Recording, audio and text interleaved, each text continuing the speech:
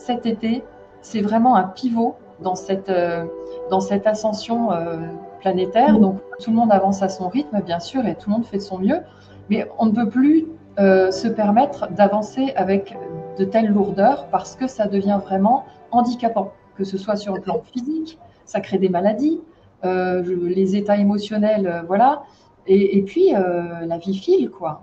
Je vous remercie d'avoir fait ce pas, de vous être inscrit à cet atelier, parce que vous vous donnez les moyens d'accélérer le processus, de vous faire accompagner, parce qu'aujourd'hui, on n'a plus le temps de prendre le temps.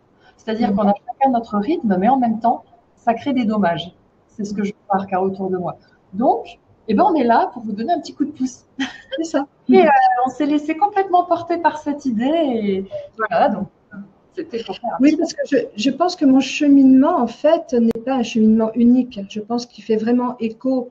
Après, on ne vit pas forcément les mêmes choses, les mêmes expériences au même moment, mais ça fait toujours écho, en fait. On est souvent en miroir dans ces cheminements de vie, dans ces expériences, qui sont souvent au départ douloureuses, dans le sens où on ne se sent pas toujours entendu, écouté, compris, et du coup, il y a un moment donné où on se ferme un peu, en fait, on se replie sur soi-même et on continue à avancer. Alors, je ne vais pas dire en robot, parce que ce n'est pas le mot, mais c'est-à-dire qu'on souvent, quand on est enfant, on part avec des potentiels et qui ne sont pas entendus et reconnus.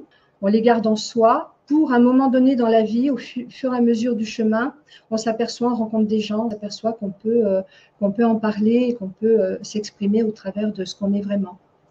Et donc, c'est ce que l'art, en fait, m'a permis de faire petit à petit par la musique, puisque j'ai été ensuite enseignante en musique. J'ai dirigé des orchestres, j'ai fait du théâtre, j'étais chanteuse comédienne. Et là, j'ai pu commencer, en fait, à ressentir que je pouvais être moi-même, mais je l'étais sur scène. Je n'arrivais pas à l'être vraiment dans la vie, à m'exprimer comme je m'exprimais sur scène dans la vie, puisqu'il y avait toujours un peu cet habit que j'avais gardé de petite fille, avec toutes ces souffrances, ces non-dits, ces violences, etc. Et je me suis un petit peu enfermée là-dedans jusqu'à ce qu'à un moment donné, voilà, j'ai pu m'apercevoir que je reproduisais toujours les mêmes schémas. Et là, je vais y venir. Le fait d'avoir connu une certaine forme de violence dans l'enfance, je côtoyais que des personnes, en fait, qui avaient cette violence en elles. Donc, j'étais en miroir avec elles, qui n'avaient pas forcément les mêmes histoires, mais de toutes les façons, qui ne me respectaient pas, puisque moi-même, en fait, je ne savais pas me respecter, je ne savais pas ce que j'étais vraiment, ce que je voulais. Je n'avais pas appris l'amour de moi-même, puisque je faisais toujours par rapport aux autres, ayant été enfermée dans un cocon familial, en fait, où on ne pouvait pas s'exprimer, mais qu'on pouvait s'exprimer qu'au travers de cette violence. En même temps, en fait, je me suis aperçue bien plus tard que je reprenais aussi le schéma de ma mère et que c'était un schéma, en fait, qui s'était reproduit depuis des générations, dans le sens où ma mère avait été mère au foyer, elle avait donné, elle s'était consacrée à sa famille, elle subissait de la violence également, et donc du coup, quelque part, c'est un habit que j'ai pris par le mimétisme, si on peut dire, si on peut parler comme ça, aujourd'hui, du moins. Donc, j'ai rencontré des personnes qui ne m'ont pas respectée, mais en fait, que j'ai accepté dans ma vie parce que je cherchais à être aimée et je pensais que c'était le modèle de femme qu'il fallait être au service d'eux et accepter, en fait, l'inacceptable. Et puis, au fur et à mesure de mes rencontres, en fait, je réussissais donc à quitter une situation, mais automatiquement, comme je n'étais pas consciente de qui j'étais et de ce qui était juste pour moi, je reproduisais la même chose. C'est-à-dire que j'avais toujours cette vibration qui m'habitait et qui faisait que j'attirais à moi toujours les mêmes situations, qui étaient juste dans mon cheminement, hein, comme on le verra au cours des webinaires. Et ensuite, ce qui s'est passé, c'est que j'ai quitté Paris et la vie m'a amenée en fait à rencontrer le père de mes filles, avec qui j'ai vécu donc un certain nombre d'années et que j'étais heureuse en fait. Hein. On travaillait en couple au niveau d'un projet musical et donc on avait vraiment une vie qui était basée en fait sur le côté artistique. Mais j'étais toujours dans ce rôle de femme qui aidait, qui devait être parfaite en quelque sorte. Hein. Donc bonne maman, bonne épouse, bonne professionnelle aussi, puisqu'on avait une vie publique. Je soignais donc ma famille, je soignais ma maman, mes enfants, mes élèves, hein, puisque j'ai des élèves qui avaient ressenti que j'avais cette possibilité-là. Mais par contre, je ne me mettais pas au grand jour. Et puis un jour, ma vie a basculé. On va dire qu'il y a eu un moment donné où l'âme a pris les rênes, si je peux dire, de mon chemin. Et c'est là qu'en fait, j'ai commencé à faire la déconstruction, à vivre cette déconstruction. Du jour au lendemain, je pourrais dire, suite à une grippe qui a été vraiment très, très forte, j'ai ressenti comme un appel, j'ai ressenti comme l'envie de nouveau de me reconnecter à ce monde invisible. Je me posais de nouveau des questions sur la vie après la mort. Il y a eu tout un cheminement qui a commencé en fait à s'installer. La maladie a été là pour me dire en fait, allez maintenant, il y a des choses à changer. Et de là, j'ai commencé à avoir des synchronicités dans ma vie. J'ai senti qu'il y avait des choses qui commençaient à s'arrêter et d'autres choses qui arrivaient sur mon chemin. J'avais des élèves dans l'orchestre qui commençaient à partir. Je chutais en fait lorsque j'allais donner mes cours. Je chutais physiquement et je me faisais mal. Et petit à petit, j'ai rencontré donc un magnétiseur justement qui m'a exprimé ce que j'étais et le pourquoi en fait j'en étais là. Et ça a commencé à cheminer en moi.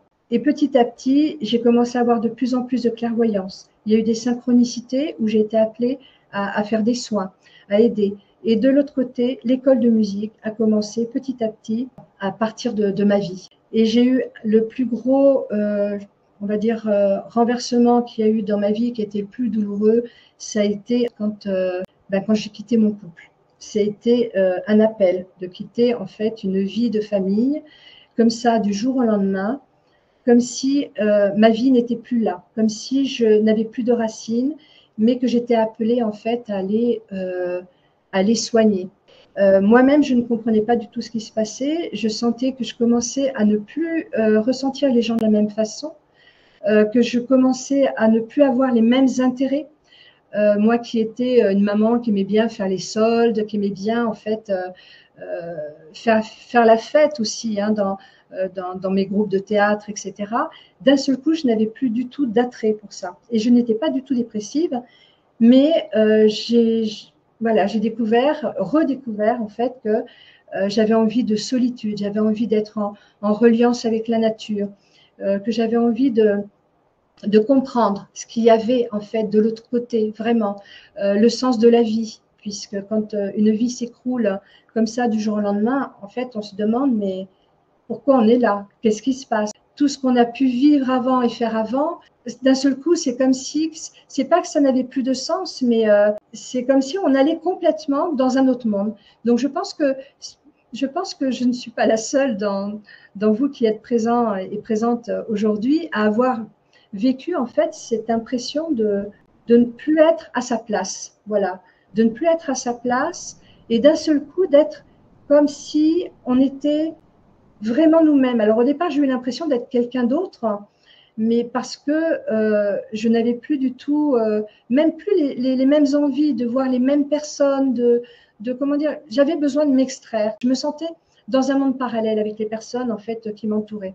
Mais je n'arrivais pas à l'exprimer à l'époque puisque, bien sûr, je n'avais pas fait ce cheminement et je n'avais pas rencontré encore les personnes, les initiés qui m'ont permis de comprendre ce chemin. Quand tu dis que tu as, parce que finalement, c'est durant un temps, ça a été un peu la vie parfaite, un modèle en tout cas de vie parfaite. Vous aviez quand même coché les cases de la famille, du travail, de la vie sociale. On a l'impression que toutes les cases sont cochées. Et, et quand tu dis que tu avais envie d'autre chose, est-ce que tu ressentais un appel quand même ou Oui. c'est comme si tu étais forcée parce que c'est comme l'énergie qui nous conduit ailleurs? Je me sentais poussée. C'est vraiment Ouais. quelque chose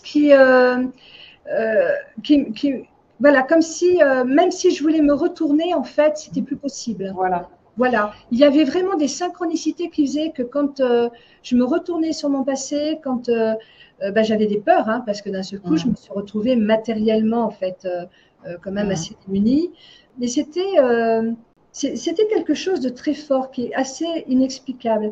Après, il y a eu aussi, donc ça, c'était 2014, 2015, hein, ça s'est préparé. 2015, il y a eu la grippe. Donc, c'était en mai 2016 où il y a eu ce basculement. Et ensuite, il y a eu aussi des événements qui se sont passés à la Sainte-Baume.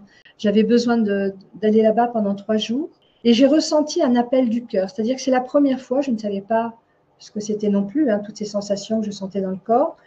Et j'ai senti en fait une chaleur intense au niveau du cœur. Et je me suis mise à sangloter comme une enfant. Et je ne savais pas pourquoi. Enfin, je trouvais que c'était assez bizarre. Enfin, je l'ai vécu d'une façon très, très bizarre. Et donc, en allant sur la Sainte-Baume, je pleurais, je pleurais, je pleurais jusqu'à arriver en fait à l'hôtellerie. Et le lendemain, donc, je suis allée me promener dans la forêt. Et puis le soir, en fait, je suis allée à la chapelle. Et là, j'ai vécu quelque chose, en fait, où j'ai compris que c'était vraiment un appel. J'ai eu, en fait, Marie-Madeleine, en fait, qui m'est apparue, qui m'a levé les mains. Enfin, bien sûr, je sentais que c'était dans le corps physique, mais en fait, c'était dans. Maintenant, je sais que c'était dans le corps éthérique. Hein. Elle m'a levé les mains et elle m'a dit accueille. Et là, j'ai vu donc le visage du Christ arriver vers moi et je me suis sentie complètement envahie d'une énergie, en fait, comme si j'étais malaxée, comme si j'étais de l'argile. Je ne pourrais pas dire, mais vraiment, une sensation que je n'avais jamais connue, que je n'avais jamais vécue.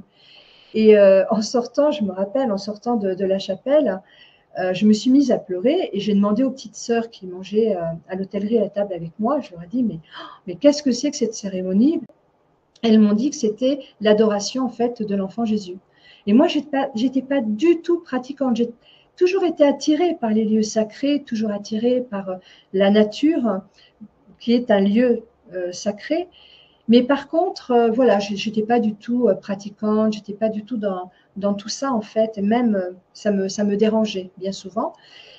Mais là, en fait, il s'était passé quelque chose qui m'avait vraiment, j'en suis encore émue parce que ça a été vraiment très bousculant dans mon parcours.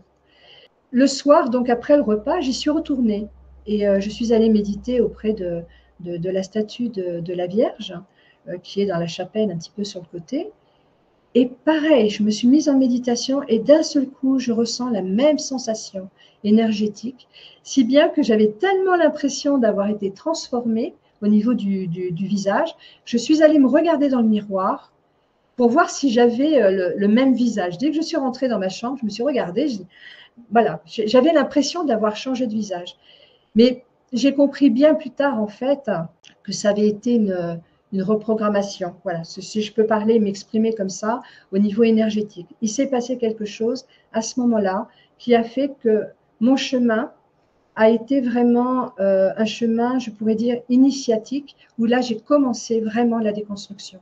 Et c'est bien plus tard que j'ai compris que quand elle m'a dit « accueille » en levant les mains, c'était « accueille ce que tu vas vivre là, accueille cette transmutation ».